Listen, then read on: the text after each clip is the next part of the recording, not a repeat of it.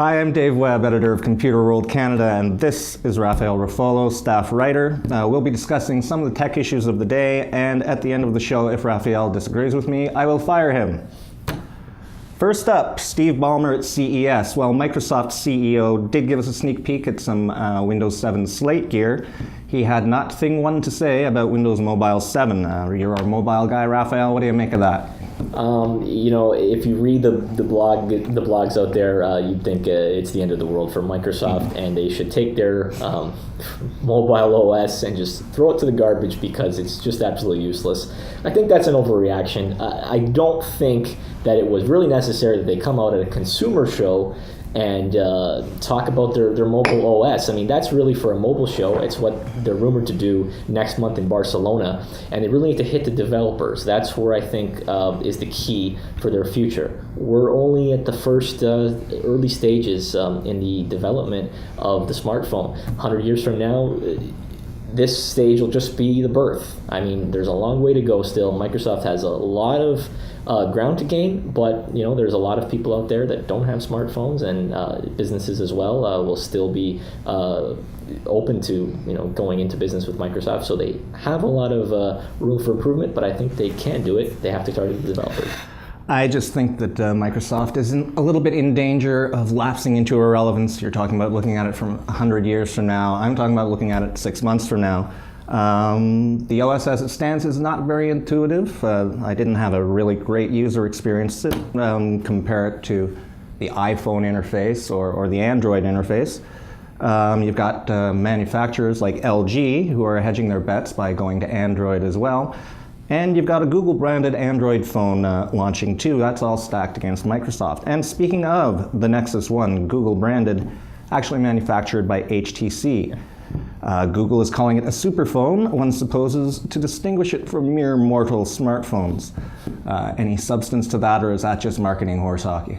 I would say it's marketing horse hockey, as you say. I mean, the superphone is almost laughable to call yourself a superphone when it's really not that much different from anything else we've seen. You can argue the Pre is just as slick, the iPhone obviously is just as slick. I think Google is trying to just create a buzz with that. They did very well with the Droid, with Motorola, creating that buzz in the media. They've done well with the Nexus One. The one thing that I've seen, if you read a lot of reviews, I haven't got a chance to play with the device yet. It's only had 190 megabytes for apps. Now, going back to my point with the Windows Mobile 7, apps is a big deal here. So why are you limiting yourself to only 190 megabytes? That get some high quality apps. That's going to be eaten up pretty quickly. So I mean, it looks like a solid enough phone, not a super phone, and the apps issue is a big one for me. Well, it used to be about the device, and then it became about the apps, and now it is still about the apps, but I'm going to disagree with you on that. Because I don't think the full significance is in the phone itself. An example, the voice keyboard functionality, which allows you to speak into the phone and it will fill in any text field. That capability isn't on the phone. It is not doing voice recognition on the phone. It is using Google's backend, Google's data sets, Google's algorithms to accomplish that.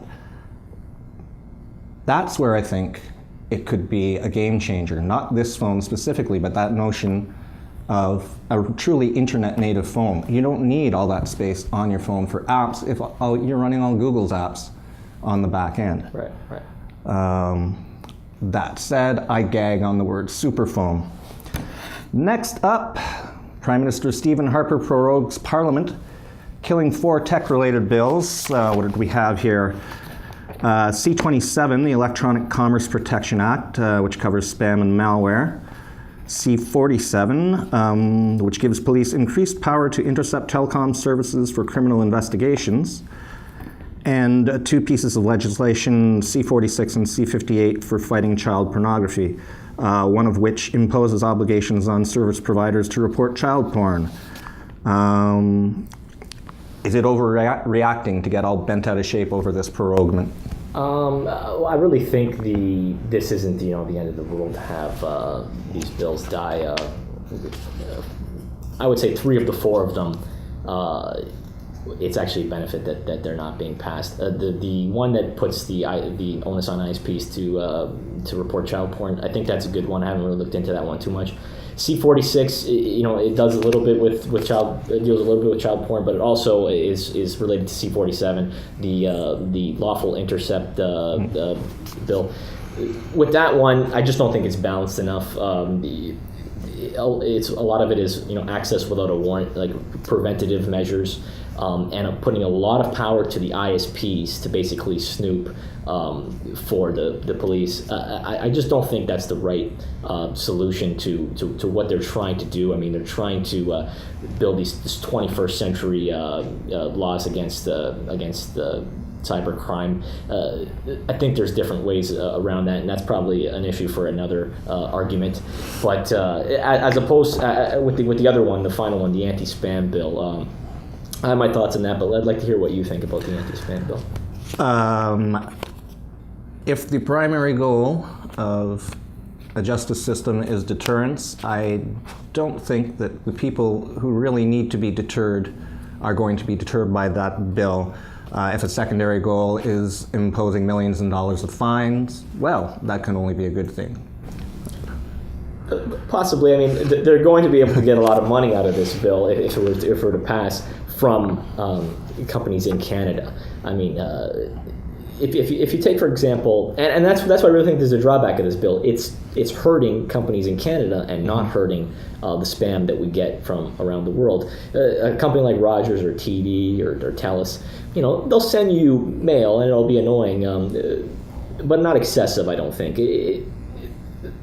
To stop that from happening is really not addressing the problem, because what people are really upset about is when they get the tons and tons of spam. 90% of their inbox is filled with spam, and it's mostly from the Nigerian prince trying to sell you Viagra, and it's these almost you can't even decipher what they're trying to sell you half the time. But that's the real problem, and it's spam coming into the country. This will stop spammers from operating in Canada, possibly, and it'll also stop businesses, small ones as well, from sending out legitimate business emails to you, whether annoying or not.